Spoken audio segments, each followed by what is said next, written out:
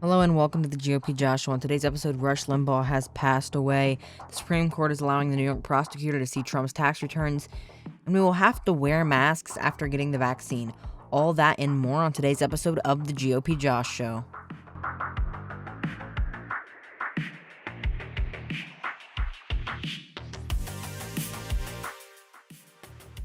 Hello and welcome to the GOP Josh Show. My name is GOP Josh. You can follow me on Twitter, GOP Josh20, and my Instagram is GOP_Josh. Conservative legend, the reason that I am able to sit behind my microphone and do this today, Rush Limbaugh has passed away. Now, this is old news at the time I'm recording this. It was actually a week ago. I'm pretty sure it was exactly a week ago on the 17th of February. And this is absolutely devastating to anyone in the conservative movement, to anyone who believes in conservative ideals, because you knew that you could turn on the radio to one of the 600 stations that Rush played on, and you'd be in for a show. You would be in for an insightful commentary on the news of the day, and that's gone now. As we know, he had lung cancer, and cancer takes way too many people. That's for sure. So, Rush, I want to thank you. I know you can hear this up in heaven. I want to thank you for everything you did for the conservative movement, allowing me to sit behind this microphone today because of the industry you built, because of what you built for our country is the reason I'm able to sit behind this microphone today and do what I'm doing. And I take inspiration to what you did for years. I think it was like 33 years. He overcame a lot in his life, and I just want to say thank you. So let's move into something a lot more negative. The Supreme Court, that was pretty negative. Let's move into something more political. The Supreme Court is allowing the New York prosecutor to see Trump's tax returns. So according to an article by CNN, the Supreme Court allows release of Trump's tax returns to the New York prosecutor. The Supreme Court cleared the way for a New York prosecutor to obtain former President Donald Trump's tax returns, dealing a massive loss to Trump, who has fiercely fought to shield his financial papers from prosecutors. The documents will be subject to grand jury secrecy rules that restrict their public release. The ruling is a bitter loss for Trump, even if the tax returns are shielded from the public disclosure, after he consistently argued that a subpoena issued by the Manhattan District Attorney Cyrus Vance was overbroad and issued in bad faith.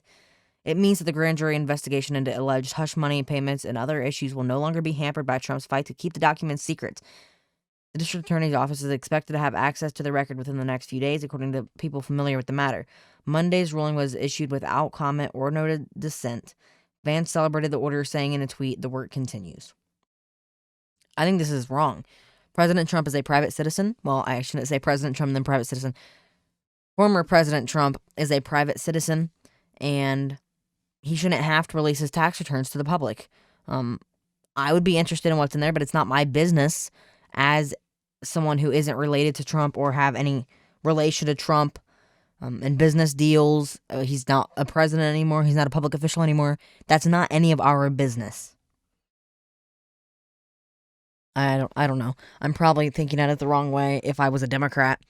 A Democrat's like, yeah, we need to know everything about Trump to see what we can wash up on him and make him look terrible. It's not our business. It's not the American people's business. I'm sorry if you think I'm wrong. So we will have to wear the mask after getting the COVID-19 vaccine. This is an article from Florida Today, which I think is a USA Today affiliate. I'm guessing it's a USA Today affiliate. It looks just like the USA Today. I don't know. So this is a Q&A session pretty much. For countless Americans, it's almost been a year of cooped up, masked up, hugless isolation from family and friends. But for those of you who have been lucky enough to receive both doses of a COVID-19 vaccine, the question looms: now what? The need for an embrace from a child or grandkid is strong. Can you feel safe hugging a family member or shopping, attending events, yada, yada, yada? Do you need to wear a mask? The following answers are frequently asked questions about life post-vaccine. When can I feel like the vaccine is kicked in? It takes up to 2 weeks after the second shot. Can I stop wearing the mask after I've been fully vaccinated? No. All experts are in agreement. Quote, we do not yet know whether the vaccines will prevent you from spreading the virus to other people, even if you don't get sick yourself, said Mr. Stallnacher. We also do not know how long immunity from the vaccines will last. Until more information is available, it is important to continue mask wearing and physical distancing. Remember, no shot offers total protection. The COVID-19 vaccines may be less effective against the new coronavirus variants, specifically one that originated in South Africa, and according to the CDC, Florida leads the nation's cases in a UK variant.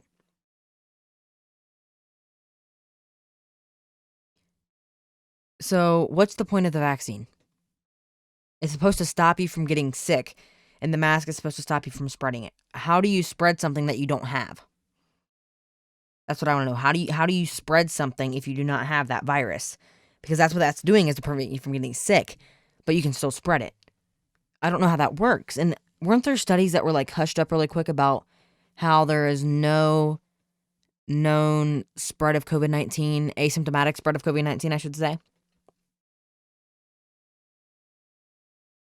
I might be just dreaming about that, but I can vividly remember a scientific study from a university, I think it was in Florida, that said, yeah, there's no asymptomatic spread of this virus. Because I'm not saying it's the flu. It's spread like the flu when it comes to like coughing and sneezing. But if you're not coughing and sneezing, you're asymptomatic. How are you spreading this virus? I don't know. I really think, I don't want to sound like a kook, a conspiracy theorist here. The masks are for government control. I know I'm going to get a lot of hate for that. But the masks are for the government to have more control over us than they do before, because the government likes control, and if you're going to give them the control, they will most definitely take it. So Ted Cruz has been in the news this past week. It was probably more than a week now, for going on a vacation because while Texas was freezing. So this is an article about Ted Cruz's family here by the New York Post. Here's what Ted Cruz is missing out on in Cancun. The Texas senator's family was happily soaking up Mexican sun Friday without him after leaving the Lone Star State. Cruz's wife Heidi was seen on the sand wearing a red bikini under Blue Beach umbrellas. Okay, they were spying on his family. The Republican senator at first blamed the trip because he did originally fly down there. I thought this article said that. Apparently I linked the wrong article. Did say that he went down there. He did go down there. Then he flew back because of the outlash. He originally said he flew to take his kids down there. And then he was going to stay the weekend. I don't know. I really don't think it's that big of a deal. What is he supposed to do down there? And what is he supposed to do in Florida right now? Is he supposed to be fixing the power lines himself? He's a lawyer. He's not a technician. He's not an electrician. Is he supposed to be doing these things himself? Or can he do what he's doing remotely if he's in Texas anyway? Just down there where he's a little more comfortable and with his family. I personally don't see anything wrong with him going down to Cancun. It's going to look bad politically, but I don't know what he could have done, to be completely honest. So the U.S. has passed 500,000 COVID-19 deaths, and Biden decided to virtue signal rather than get COVID-19 under control. It's an article from ABC News. Biden to mark 500,000 COVID deaths with milestone with candle lighting moments of silence. President Joe Biden's plan to mark the milestone of 500,000 Americans killed by the COVID-19 virus with a somber ceremony Monday evening at the White House. First Lady Jill Biden, Vice President Kamala Harris, and Second Gentleman Doug Emhoff will join Biden in a candle lighting ceremony outside of the White House, outside on the White House South portico at sunset, followed by a moment of silence. Biden is also set to deliver remarks to reflect on the tragedy beforehand. White House Press Secretary Jen Psaki announced Biden will also order flags to be flown at half-staff on all federal properties for 5 days. The evening before Inauguration Day, Biden and Harris observed the 400,000 death milestone in a sunset ceremony at the Lincoln Memorial. So the evening before Election Day. So that's been a little over a month ago. We've had 100,000 deaths since then. President Biden, why aren't you getting the virus under control? You've had a month, and we still had another 100,000 deaths during the time you were president. Get it under control, President Biden. You claimed you had a plan. It's not so easy, is it? We're giving Trump a bunch of baloney, complaining about how he hasn't gotten this virus under control. You've had a month, and you haven't.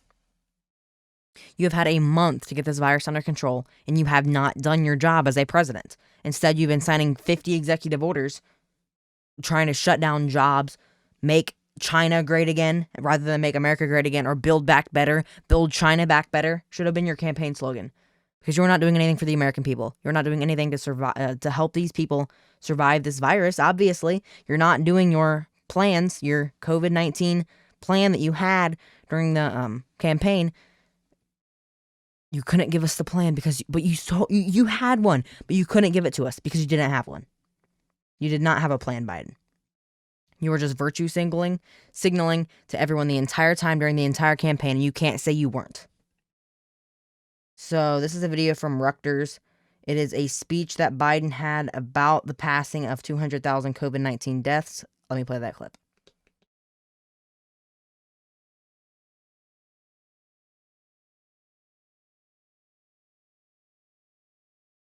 Today we mark a truly grim, heartbreaking milestone. U.S. President Joe Biden commemorated the deaths of 500,000 Americans from COVID-19 at the White House on Monday, just over a year since the coronavirus pandemic claimed its first known victim in the country. As a nation, we can't accept such a cruel fate. Biden also called on Americans to remain vigilant, continue wearing masks, and set aside partisan differences and fight the pandemic together. We must end the politics and misinformation that's divided families, communities in the country. It has cost too many lives already. In an interview with Reuters on Monday, Biden's top advisor on COVID-19, Dr. Anthony Fauci, said political divisiveness contributed significantly to the stunning death toll.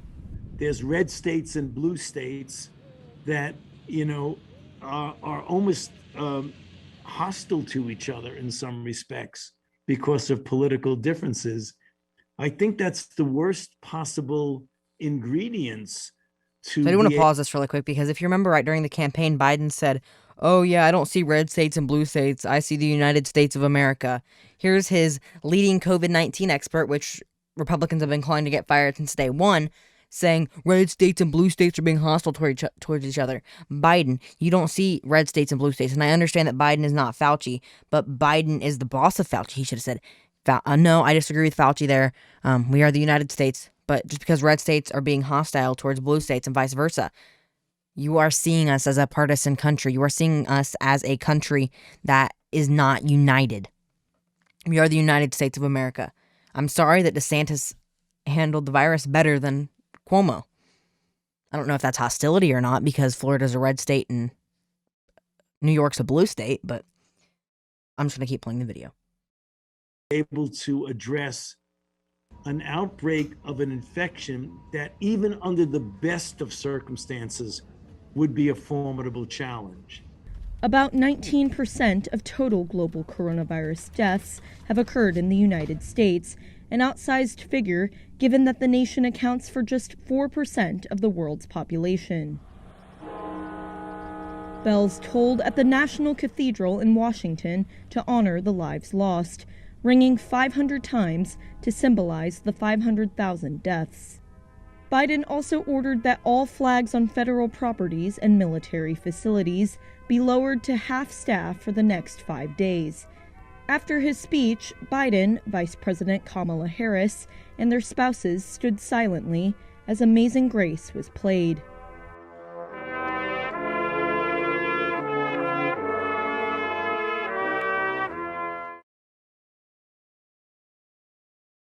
So that was a video of what I consider to be one of the more left-leaning of the nonpartisan news outlets. I know I just left-leaning, nonpartisan, kind of contradictory.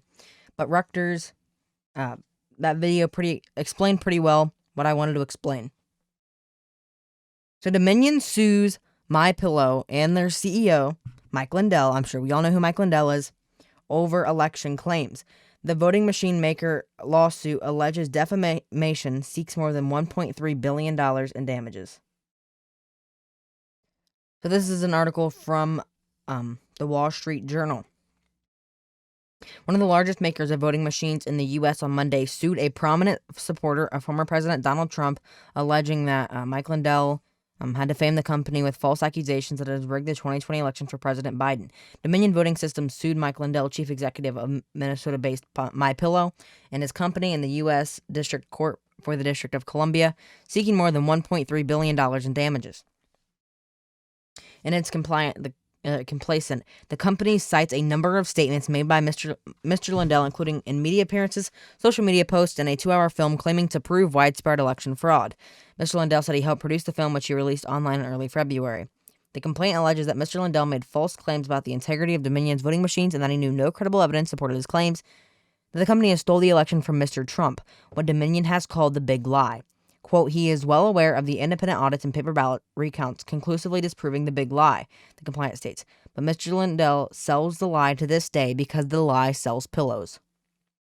The suit also names MyPillow as a defendant. Mr. Lindell says he is very, very happy to learn of the lawsuit. Quote, I have all the evidence on them. Now this will get disclosed faster. All the machine fraud and the attack on our country. Dominion lawsuit accuses Mr. Lindell of repeatedly and falsely alleging that algorithms of the Dominion voting machines have stolen votes from Mr. Trump. It said he had undertaken a marketing campaign for the pillow company based on his support for Mr. Trump, and the former president's claim that the election had been stolen from him. So that's pretty much, we've heard that already. This is just finally putting the words into action. The words meaning that Dominion's actually putting their money where their mouth is and actually doing a lawsuit against Mike Lindell. I think that the majority of us saw this coming. Only because of how prominent Mike Lindell was in this whole Dominion voting machine, I'm going to say conspiracy, because it has not, quote, been proven yet. But this is how I see it from a standpoint. This is how I see it from my standpoint. The only way we can fix this voting system is if we were to take it from the state-by-state basis and do actual corrections to the vote, the way votes are counted, the way votes are cast, and voter integrity laws on a state-by-state basis. That is on a state legislator basis. Your state house is the first step to that, or your state senate is the first step to that.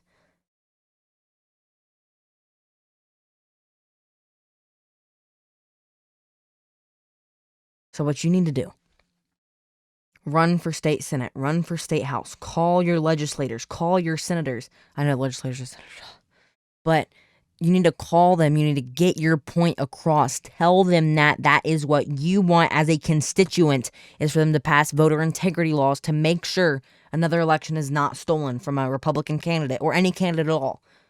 Voter fraud is voter irregularity is terrible all across the board, no matter who is at fault and who is facing the consequences, or not the consequences, but facing the results of those actions. And speaking of the 2022 elections and an election not being stolen again, let's give our weekly update on the Republican, or on the U.S. Senate in Ohio.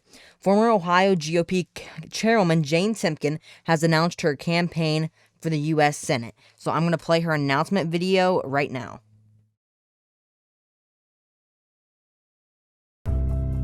Ohio is the greatest state in America. Grit and determination are in our DNA. Our communities are strong. Our workers are tough. Ohioans never, ever give up. I'm Jane Timken. I'm a mom and a proud Ohioan. I was born in Cincinnati and raised my family here in Canton. When I look at Washington today, I see threats to our freedoms that will jeopardize the futures of my kids and yours. Amnesty for 12 million illegal immigrants, the largest tax increase in American history. Liberal attacks on our energy jobs, We can't let America become a socialist country.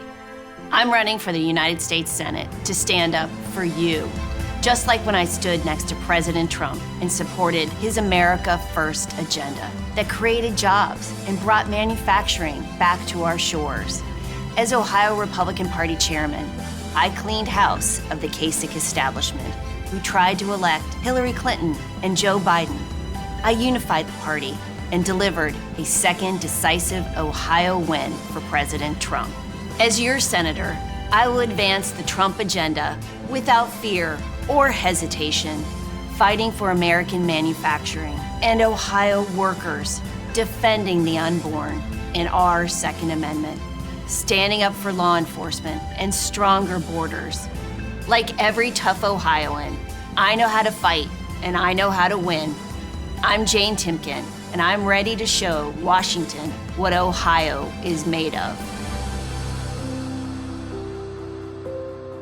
That was right there was her official announcement video. And from what I have seen when it comes to like polling and media, she is currently the front runner. And I have to say, I do believe that she deserves the Senate seat. I'm not putting my official endorsement behind anyone yet. But I believe she is the reason that Trump won Ohio twice. Trump supports her, so you need to take that into consideration. She is supported by President Trump. I couldn't find the clip when making this where she was shouted out at a 2018 Trump rally. President Trump supported her, and Republicans I believe, should support her. I'm not endorsing anyone. I'm not telling you who to vote for. But I believe that she is a very good candidate for United States Senate. Jane Timken for Ohio.com is her website, in case you were wondering about that. So this I find really funny. Governor Andrew Cuomo's approval rating plummets. This is a 4NBC New York article. Cuomo pandemic approval plunges. Most don't believe he deserves a fourth term. The Mars poll found 3 in 5 New York adults believe the governor did something unethical or illegal in his handling of nursing homes. New York Governor Andrew Cuomo approval rating for his pandemic response has plunged from just a few months ago, as the majority of New Yorkers believe he did something either unethical or illegal in his handling of COVID-19 in nursing homes, a new Marxist poll found. Cuomo's approval rating on his handling of the pandemic is down to 54% versus a 72% in July, according to the poll released Tuesday. His overall approval rating fell sharply as well. 60% of adults think Cuomo did something illegal, or 19% something unethical but not illegal. 60% believe that he did something illegal, which is 19% of this poll, and 41% said he did something unethical but not illegal. So we did see that his poll dropped. His numbers dropped, which is pretty good for the Republicans in New York. I don't think Democrats are going to vote for Republicans because of this issue, but if more stuff about Cuomo is exposed, then we very well could see a more Republican win in the state of New York, which would be tremendous for our lead, tremendous for our country in the state of New York. So I don't want to say this is like a factual statement, but I hear he's on the process of getting impeached. I don't know how true that is. I'm not trying to make up any rumors. I think I heard that one day this past week. I'm not quite sure. I can't find an article about it, so maybe I'm just dreaming, but we'll find out. So who reopened the cages, Joe? This is an article from the Washington Post, which I can't read because it's behind paywall. I think I've said this a few times.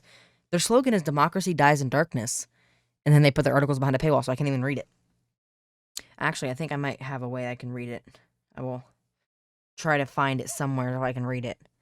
Okay, I think I just got it. First migrant facility for children opens under Biden. First migrant facility for children. Let me find this tweet real quick. So this is the tweet from the Truth Gazette.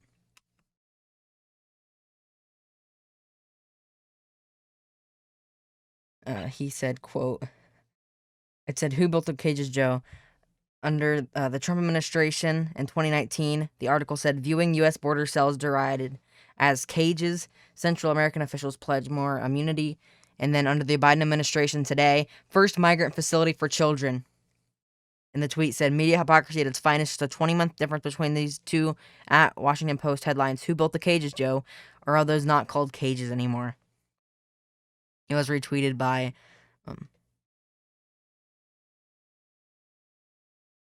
Don Jr. Very impressive. You should go follow him, truth_Gazette on Twitter. Dozen of migrant teens boarded vans Monday for a trip down a dusty road to a former man camp for oil field workers here, the first migrant child facility opened under the Biden administration. The emergency facility, a vestige of the Trump administration that was open for only a month in September 2019, is being reactivated to hold up to 700 children ages 13 to 17.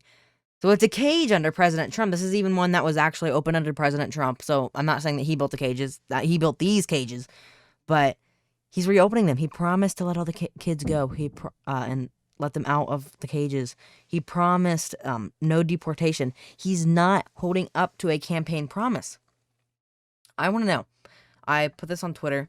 I'm going to retweet it when this episode goes live so you guys can respond. What is one campaign promise that Biden has actually stuck to? Because I don't think he has. He hasn't stood by any campaign promise that he made. So I want to see if you guys have any of them, so you can reply to that tweet. I'm going to retweet it tomorrow at 3 p.m. when this episode goes live, because actually it's today when you're listening to this.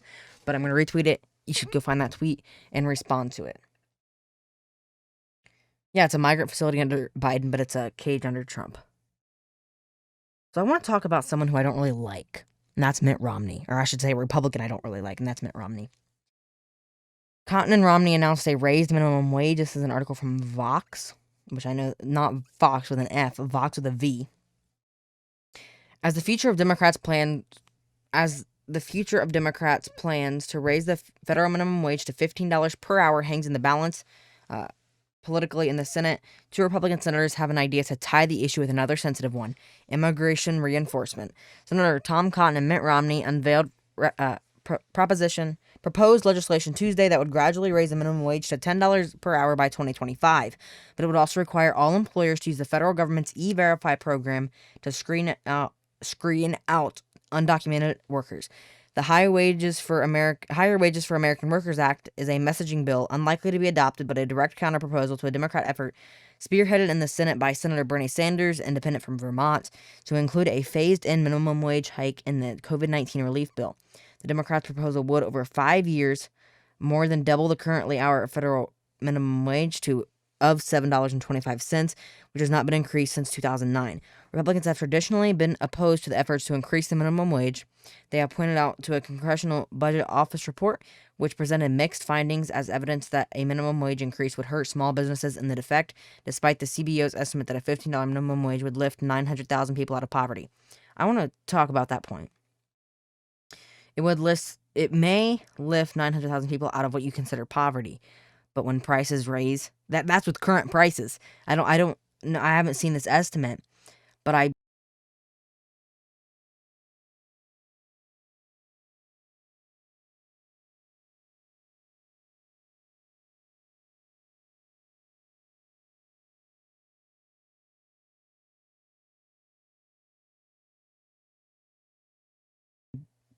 bet that's not talking about also talking about, I think it's also talking about the raised prices that we're expected to see, because we will see raised prices in this.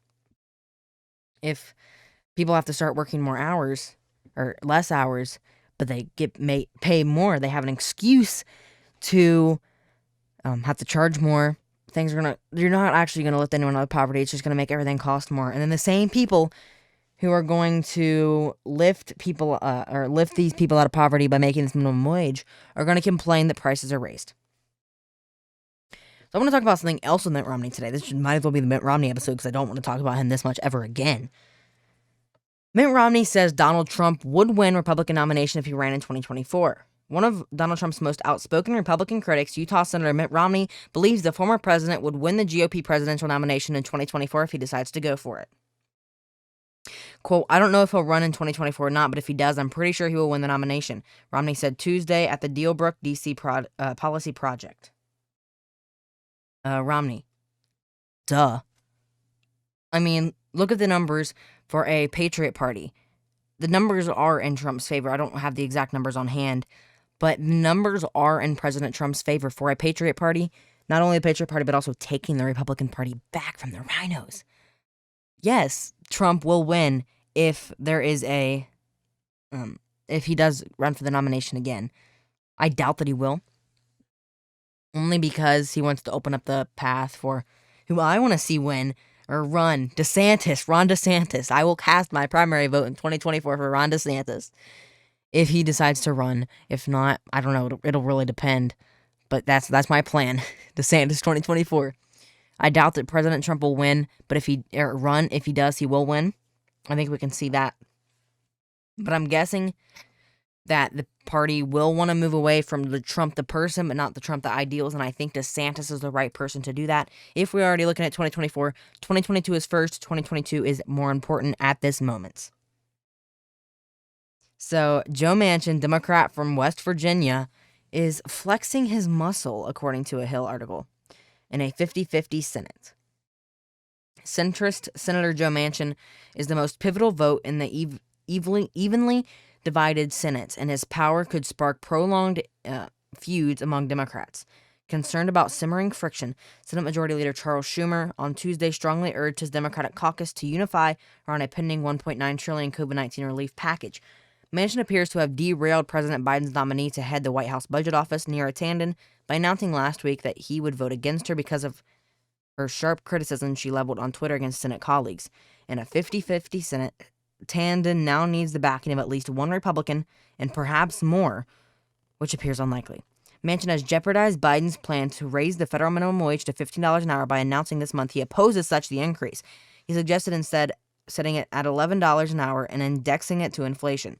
Asked about Manchin's impact on the Democratic agenda, Schumer told reporters Tuesday he called on his colleagues to work together.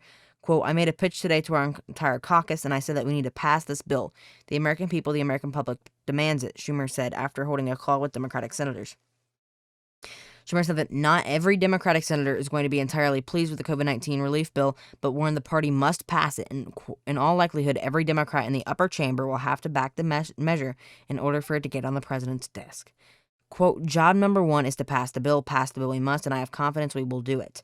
Manchin on Monday said he would attempt to amend Biden's $1.9 trillion relief proposal, which the House is scheduled to pass this week, to set the federal minimum wage at $11 an hour. Quote, $11 is the right place to be, he added. I'd amend it to $11. He also added that his plan is to index the wage floor to inflation. I think I don't like the minimum wage. I believe that, I'm not saying that I think there should be exploitation, but in a free market society, we wouldn't have a minimum wage, and that would motivate employers to pay their employees more, so they're more likely to work there. That would incentivize it rather than forcing it by the government. But I believe we do have to have a minimum wage. As someone who is going to get a first job pretty soon, I sound kind of bad, like, you only want to make $2 an hour. No, that's not what I'm saying. But I believe the minimum wage should be on a state-by-state basis, because the needs of someone in Wyoming is not $15 an hour. The needs of someone in New York is probably more than $15 an hour, and that should be on a state-by-state basis, because the state knows more about the state than the federal government does. That is it for today's episode of the GOP Josh Show. If you like this episode, make sure you rate it on Apple Podcasts, follow on any social media platform that I'm on, which is Twitter and Instagram pretty much. Those are all linked down in the description in the show notes. Subscribe to my YouTube channel, which is just GOP space Josh. Also linked down below in the show notes. My notes, my actual physical notes that I wrote out, will be linked down in the description below as well. I have a lot of links down in the show notes today. Thank you so very much for listening to today's episode of the GOP Josh Show. I'll see you guys next week.